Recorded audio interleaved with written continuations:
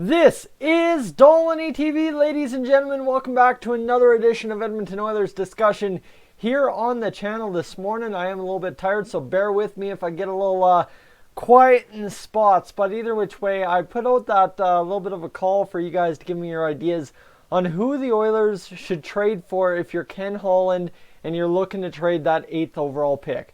Okay, no guarantees this happens. Obviously, I've been a hardliner that we need to trade it ever since it seemed pretty evident that, well, it's going to end up happening, right? Is you got to trade the pick because the top pick does the Oilers pretty much nothing. A couple of the comments in the section said something about in 2 years' time. It's no longer about 2 years' time. It is about next year. If you're going to sit here and allow Toronto media to just have a field day with the failure that is the Oilers and how badly we're abusing Connor McDavid, we have to wake up and realize that the time to win, to shut everyone up, is now, not 2 years from now. So with that, today I'm going to propose one trade I did see in here that from Tyler. He actually proposed one that is a long-rumored, long-standing, just kind of out there trade for how many years? Probably about 3 or 4 now when it comes to the Edmonton Oilers and Montreal Canadiens. Brendan Gallagher's been a guy who at times has fallen out of favor with Montreal Canadiens fans. Just one of those guys, right? A heart and hustle kind of guy who gets out there and does the job, but maybe not the job that all the Canadiens fans might expect out of him. He's a $3.75 million cap hit. Okay, that's the number one thing we have to look at here. He is that $3.75 million cap hit. Now you go back to my video about how the cap situation is ugly and an early look at the 2019-2020 roster. Realistically, I was saying we have probably about $5 to $6 to $8 million in cap space to work with. Brendan Gallagher, if you trade the first overall pick straight up, gets that job done. However, there is some complications to that I would like to throw in here. Give me a second. Got to load it. I thought I had loaded it, and that's all good. There we go. So, shall we go discuss it? I think we shall. And let me figure out how to pivot my screen here. And bang, right there off the top. Let me enlarge that. There we go. We've got ourselves a graphic again. So Brendan Gallagher trades. These are trades I've kind of mocked up that would work for the Oilers, would alleviate a little bit of cap space at the same rate, and at the same go give the Montreal Canadiens a little bit of what they need. In my estimation, what the Montreal Canadiens need is Dylan Wells, Kara. That's just straight across, get something in return kind of stuff. So that's number one.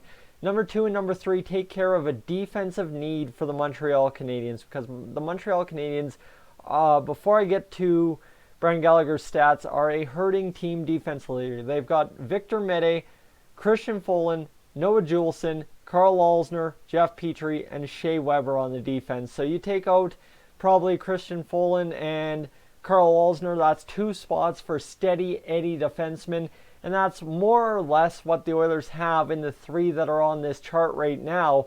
However, is it really worth it for Montreal? Well, they've got a couple of things to do. They could get it done, so let's not kid ourselves there. Maybe Montreal does go and make this move for one of the 2 on number 2 or 3, but first, we got to get into Brendan Gallagher a little bit and discuss why he would be such a good move for the Oilers.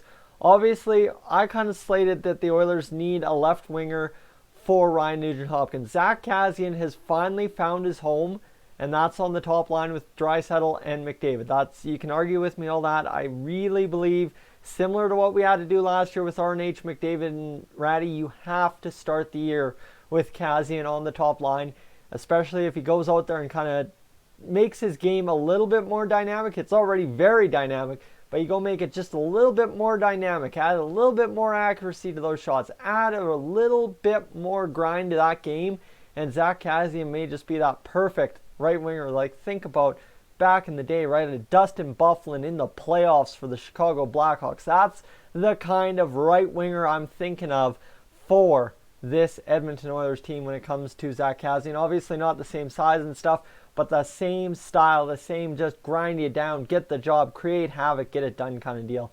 So for Brendan Gallagher, he's had 291 points in 488 career NHL games. Right there, that tells you all you need to know, in my opinion, on what Brendan Gallagher can bring to this team. Better yet, I'm not going to look at his past stats for the past how many ever years he's been in the NHL, just the past 2, where he's put up 31 goals, 23 assists, 54 points in 82 games in 2017-18. So he's not too bad. He did get injured a little bit the year before, so let's not say he's not injury prone. And 2018-2019 for the Montreal Canadiens, 33 goals, 19 assists, 52 points. So right there, a guy that can go and score goals. And now you go talk about the situation with finding Ryan Nugent-Hopkins somebody to play with. And Nuge is a goal scorer. Don't kid me wrong. Nuge is a great goal scorer, but he's also a great elite playmaker. That's why you have him down the middle. He's absolutely fantastic at dishing the puck. You don't get 69 points without being able to do that. And for Nuge, having someone that can get to the corner and feed him the greasy pucks, that would be a benefit. And Nuge having someone that can get to the greasy areas just like him and score a goal, that would be an even bigger benefit. You add in Jesse Puljujärvi, who I'm projecting to be on the second line next year. Well, all of a sudden, guys, you've got yourself a line combination that is second to none when it comes to the McDavid, Draisaitl, Kassian line. I don't think I used that phrase in the correct terms, but you know what I mean. Second only to. That's what I mean right there. So right there, that's essentially my argument. A guy that can get to the greasy areas, no matter whether it be to make that pass or make the shot and score a goal. You give him RNH to play with, it's even better than it already is. Yes, he's played with Domi, he's played with Duran, all that fancy-dancy. You need to move him up to the top line, move him up to the top line. I'm not going to argue with you there. You've got a player, use him. Use him most effectively as you can if you're the head coach of the Edmonton Oilers next year. So, with that, let's get to the Brendan Gallagher trade bait ideas that I have on the graphic here. Gallagher in a 5th for 8th overall, Dylan Wells and Jujhar Khaira. This just alleviates a roster spot, right? That allows Khaira to slide out. That allows somebody younger to slide in, right? Whether it be Josh Curry, Joseph Gambardella, Kyle Brodziak. I mean, yeah, not younger, but you get where I'm going, right? I have Brodziak projected in my scheme of things as a 13th forward, so maybe sit around and make a few different moves from what I had projected for the roster this year. And so Gallagher in a 5th for all that. Obviously Dylan Wells, a young goaltender, a guy that could come up and do something as a very steady Eddie backup for the Montreal Canadiens should he be acquired. And Jujhar Khaira, a guy who's similar to Nuge on a different tone, is heart and soul. And I mean, Jujhar Khaira is just not...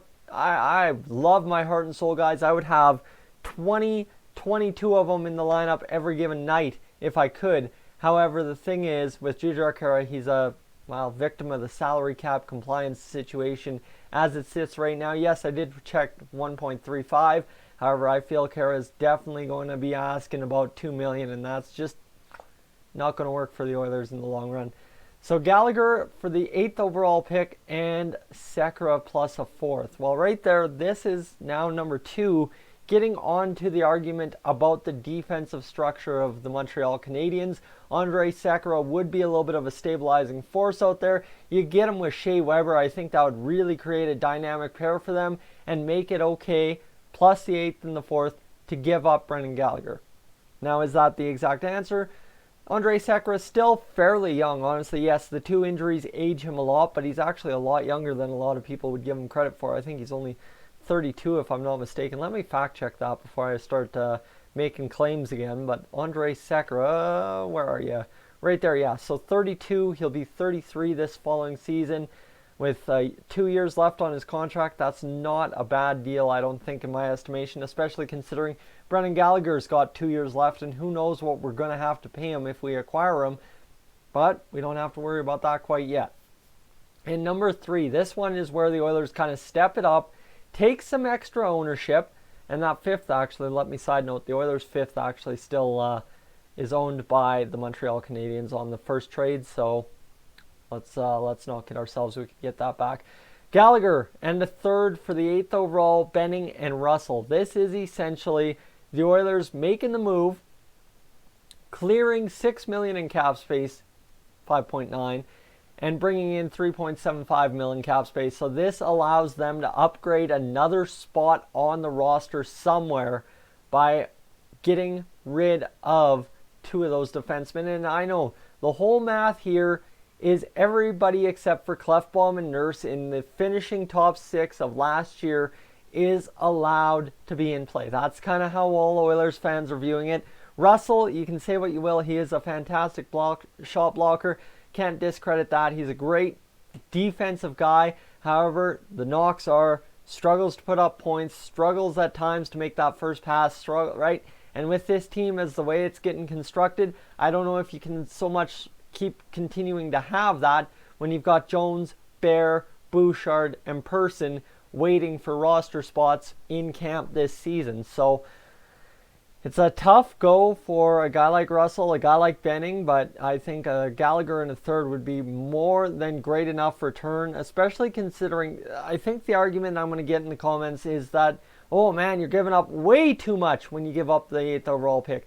The 8th overall pick, the reason I give that up is that is not a pick that the Oilers need. It's not a piece that solves anything for this year or next year for them, right? Obviously, you think about the 8th overall pick, yeah, you get a Draisaitl or you get a maybe a Darnell Nurse. Well, sit there and guess what? Those two guys didn't make an impact until their second year at bare minimum, and really the impact wasn't super huge. So there's your argument right there. We don't have to all worry about it so much so that it doesn't make sense at this point that you're trading away the 8th overall pick for Brendan Gallagher. That seems like an overpayment, but if you actually sit here and realize that the Oilers need to solve their issues today and solve it with quality key players instead of solving issues for 2 years down the road. Yes, Seattle expansion's a scary thing. Guess what? We got out of the Vegas expansion just fine. We were fine, and Danny Griffin, Reinhardt, yeah, well, did you really want him? I don't think Oilers fans really wanted him anyway. Guys, I'm Tyson. This is Stolen TV. That's my argument on trading for Brendan Gallagher. That's my graphic as always, and I will catch you in the next one.